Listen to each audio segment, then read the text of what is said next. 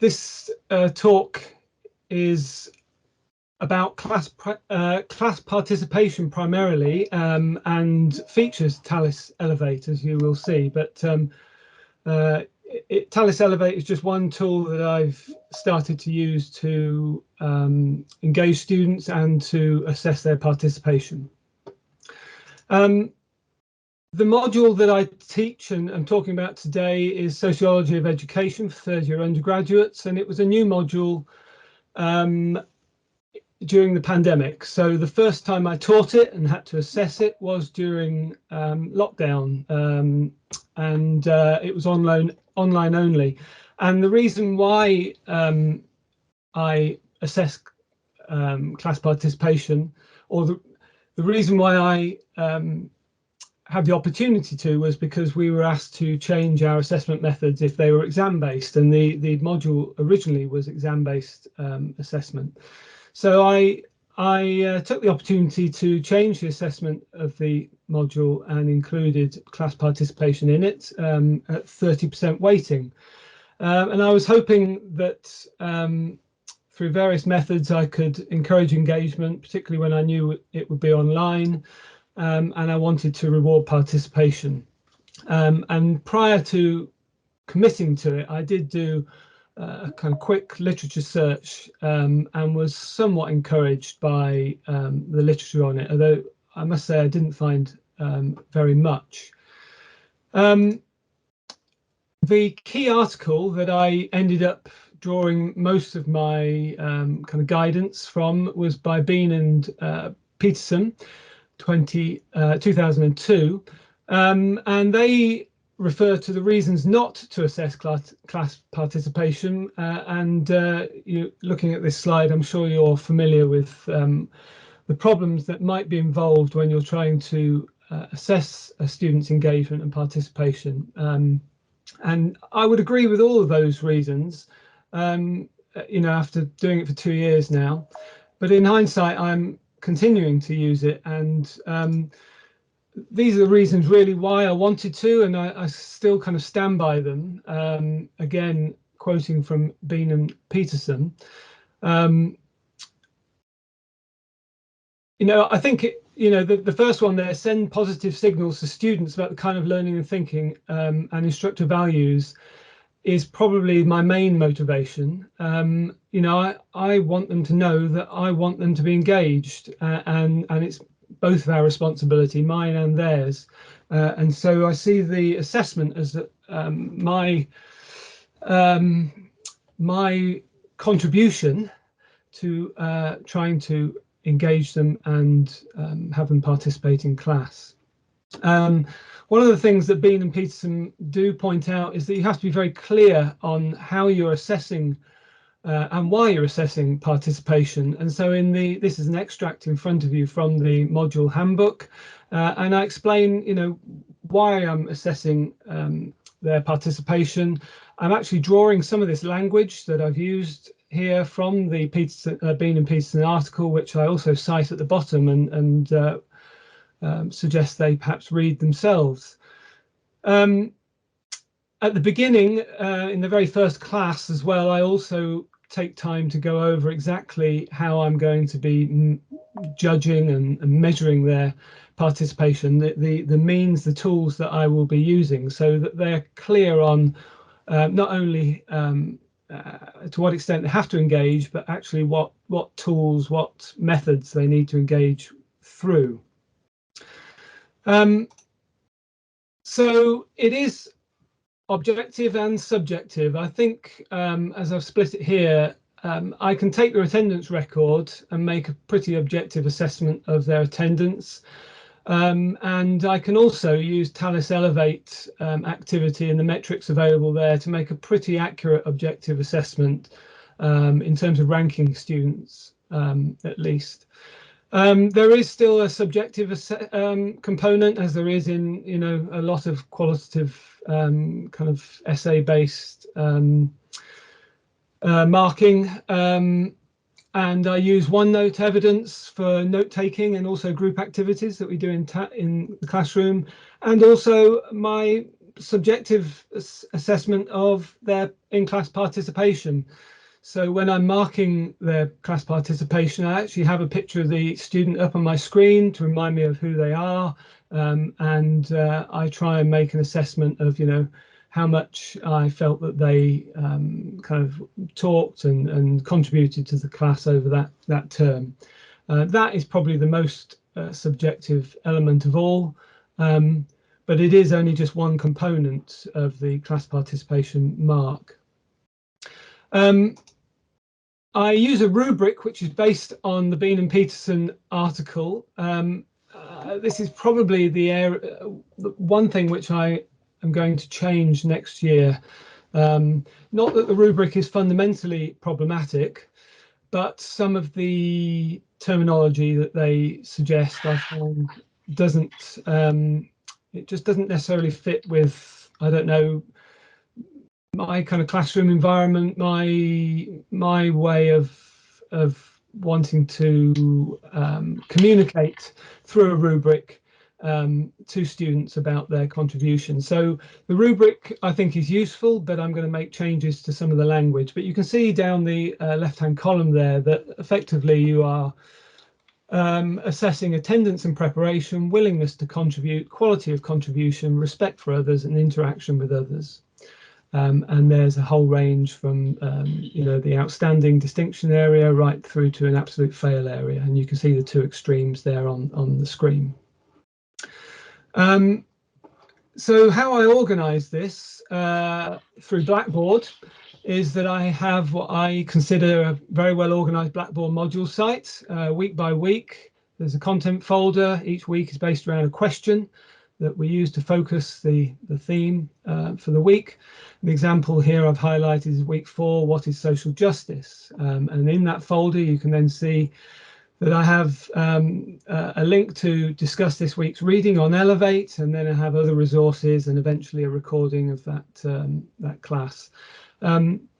Even though I've been teaching it wholly on campus this year, I've still been recording the classes because of absences, particularly due to COVID and things like that. So there has been recording made this year too. So if we look at Telus Elevate, there's 2 years here. The first year is on the left and this year is on the right. You can see that there's quite a lot of difference in participation through Telus Elevate. Remember, this is just Telus Elevate metrics here. I'm not entirely sure why. The first year participation through Telus Elevate was, I think, disappointing, although some students definitely used it. But given the amount of time they appear to have spent and the number of comments, they're using it pretty lightly, skimming rather than really engaging with the texts. Compare that to this year, and you have a completely different picture. Now, it may be because we were in class this year, and it was a bigger class. There was just a more kind of lively feeling to being on campus, and I don't know really. That's just my sense. But you can see here that the highest ranking student made 447 comments across the readings for the module and spent over nearly 17 hours reading through Telus Elevate. That is pretty extraordinary, particularly the number of comments. The amount of time that they spent was very high, but still some of the other highest, if you like, ranking students on Elevate were spending 15, 13, 11 hours. There were 31 students, and I'm just showing you the top 10 here, and there was a range right down to about just an hour or two over the entire module and a couple of comments. So, I was quite pleased. Not all students are going to be equally active and engaged, but those that were engaged really kind of carried the class in a number of ways, not least on Telus Elevate. One thing I'll point out is actually, this student who spent so much time commenting, that is a bit of a problem that you have to kind of watch out for, in that particularly when they're being marked, they take every opportunity to say something, and in a way they kind of they may get in the way of other students. Just a quick example of what a text looks like on Telus Elevate and the kind of metrics you get. So 164 comments on this particular text, students spending just over 50 minutes on average. So again, good use of it. And here, sorry, I realise I'm running out of time, but I wanted to show you how I assess it. Elevate is here on this column, the third column along. You can see that I award students a percentage mark for each method of assessing participation. So I use the attendance record and kind of rank them, giving them a percentage. I've got my in-class subjective assessment and give them a mark according to that. Elevate, again, I use the metrics.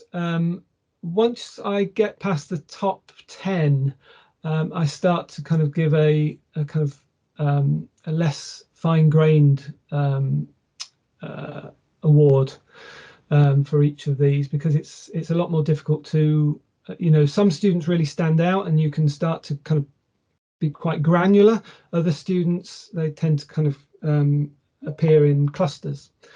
And then OneNote, again, I look through and I kind of judge the quality of their note taking and the evidence of group activities. So that gives me 400 marks. I divide that by 4 to give me a percentage mark.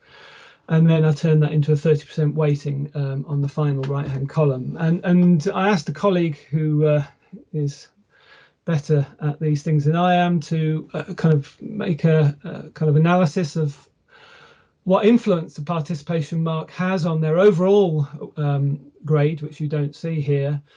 And I've highlighted that in yellow, that the average of the participation score was 70%, so a distinction, and the average for the essay grade was 57. But the essay grade, because it's weighted 70%, still is a better predictor of the overall mark than participation score. Now, of course, if I change the weighting, the participation score, I could change that, but I'm quite happy with that. I want to give more weight to the essay. It's a form of assessment which I value and also am more confident in, and I'm going to stick with the 30-70 split because of that. Finally, the assessment of the module over the last 2 years. Students like the module, but I've just highlighted here the question, how easy has it been to engage with digital content? And you can see that it's 100% both years compared to the college average of 78%. And then how much do you feel you've engaged in the module? Well, the college average is 73. In both years, it's been quite a bit higher than that, particularly this year. So I'm quite pleased with that in terms of the participation. Finally, what will I do differently? Well, I'm going to change the rubric phrasing. I'm going to emphasize better organization of notes on OneNote, so it's easier for me to mark rather than having to spend so much time kind of looking through and comparing notes and making sure they've done certain things. I'm going to get them to help me mark by organizing their notes better. And then I'm going to try and offer a more granular allocation of grades based on Elevate metrics. I maybe need to speak to someone at Telus to get a sense of exactly what those metrics show. Yes, I know how many comments they're making.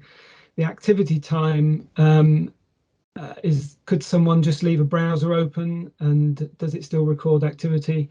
I haven't checked that yet. I'm pretty sure that it's more sophisticated than that, but I need to know before I start making changes. Okay, so that's the end of my presentation. Thank you very much for listening, and I'm hopefully got a minute or two for questions. Hi, thanks ever so much. That really is interesting. We do have time for one question, and I think of the couple on there, how many hours would you say you have spent marking this? Well, there were 30 students this year. class participation I do in a day. I put aside a day for it. Definitely no more than a day.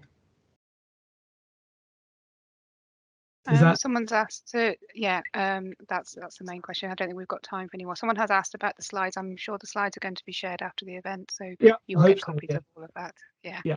And they're interested in the correlation results. Yeah.